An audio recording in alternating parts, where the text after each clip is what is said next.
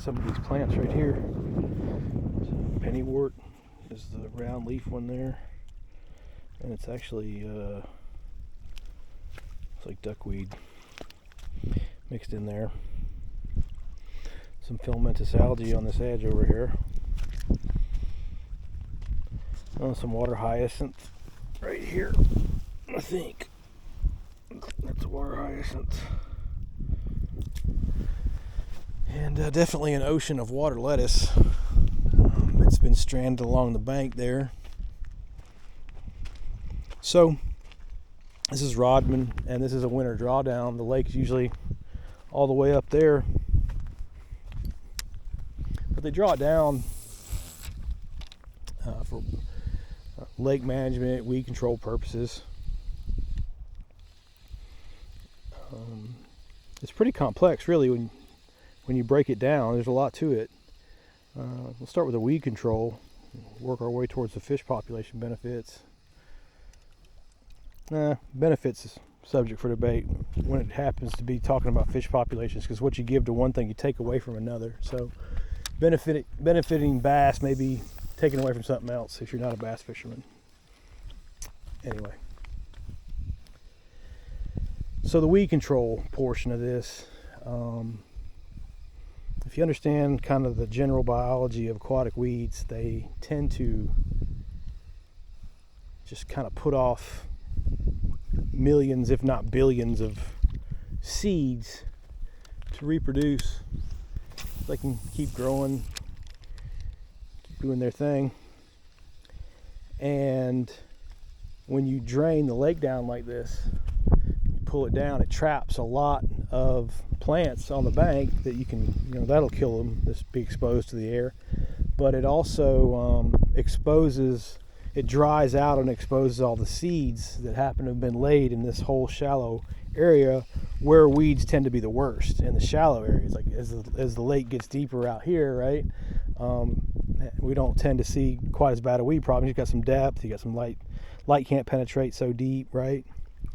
So it's a way to kind of clean up the edges of the lake, get the rotting material out of the lake, which is oxygen consuming. You don't want that.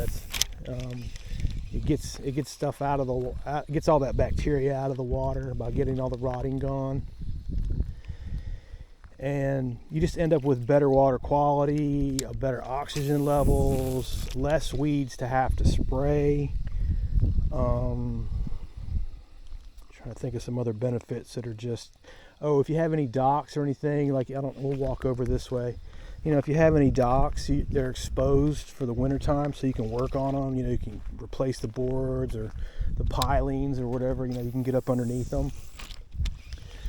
This might be a better video if I just run and gun this bank anyway. Just a little G crack on a underspin.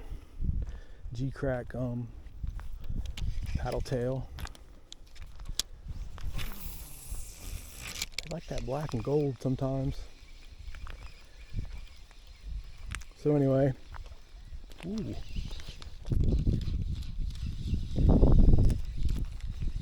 I think they're over that way. Wouldn't suck if we caught a fish.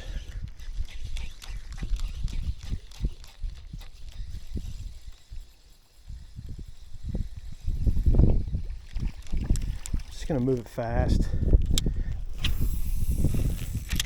and then that way they can either eat it or not eat it. Hero or zero.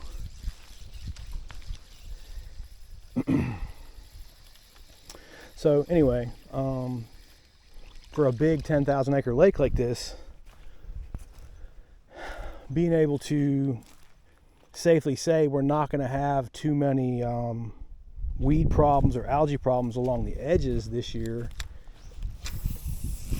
is a great benefit, because it's huge. It's 10,000 acres, pretty big. And I saw a school of fish right there. I got glasses, I doubt y'all can see. Anyway, benefits for the bass. Well, there's less volume of water but the water's cold, so we really don't have to worry about the oxygen levels this time of year. So it'll be fine for it to be down this time of year. And it's been pre-spawn here in Central Florida. I think they spawn half the time, a couple times a year down here sometimes anyway, but the bait's concentrated. There's more fish crowded together and a smaller volume of water for several months. So that gives the bass the advantage. Kind of pushes them out. There's no plants for them to hide around, and there's no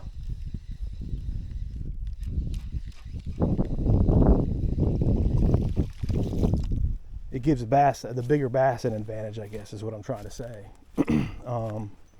It changes all the ambush points and crowds fish populations close together.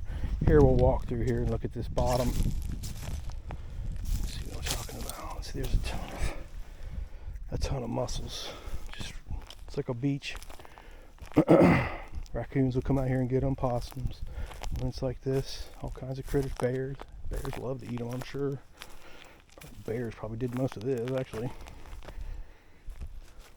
You see a bear out here, if I'm not careful. Anyway, sometimes I do all right here.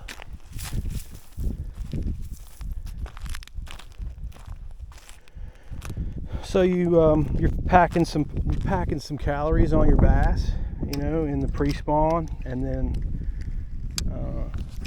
should be healthy, have a bigger, healthier spawn due to the nice caloric intake they got from the winter drawdown. Maybe help the bass spawn a little bit. And again, just the weeds are going to come back. You don't have to worry about that. See, some of the weeds are not dead at all. They're still in the lake alive. So, it's not a complete kill of everything. Ooh, something's right there. Not a complete kill of all the vegetation, and I'll just touch on vegetation again for the millionth time. Some vegetation is good, but too much vegetation can kill the lake. It's oxygen consuming at night. All plants consume oxygen. Just even the plankton in the water can get so dense that it can consume all the oxygen and kill the fish. You don't even need any other plants but plankton and a little bit too much fertilizer. But this is not that. This is a lot of springs feed this lake, and the water's pretty clear when it's not tannic. How about a 10-pounder right here? Just eat it. Couldn't get that lucky. All right, one more cast.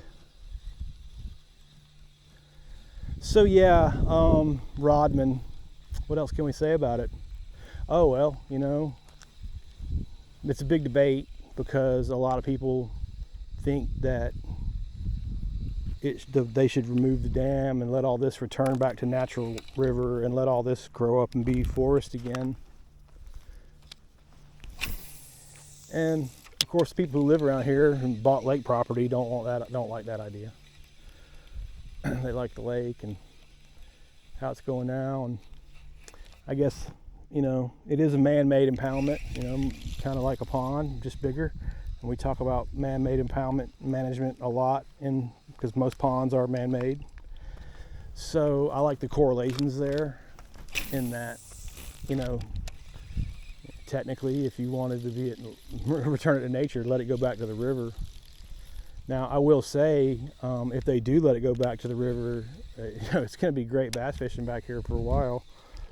It'll level out eventually, but it should be abnormally good when you drain a 10,000 acre lake and off into the river and just leave all those bass to go.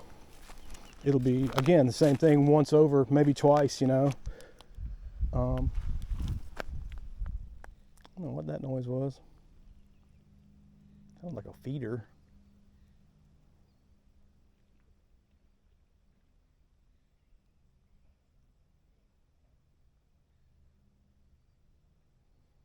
Anyway, there's docks. I can't really see them. Maybe one right there you can see. So you can work on the docks and the lakes down. And like I said, if they want to make it the river again, I'm cool with it. And if they want to leave it at the lake, yeah, I'm cool with that too. Get content from it either way. I think if they did, come on, follow my lure. If they did go back to the river, that would be awesome content for the page, because then we get to track like what happens when you drain a 10,000 acre lake. I've never drained one 10,000. I've done some small ones, but nothing like this. So then you'd have content about how all this is coming back, and you know, the happenings of the destruction of the lake, or the removal of the dam, however you want to phrase it. Stupid wind's kicking up again. Cut it off. Put it on this button.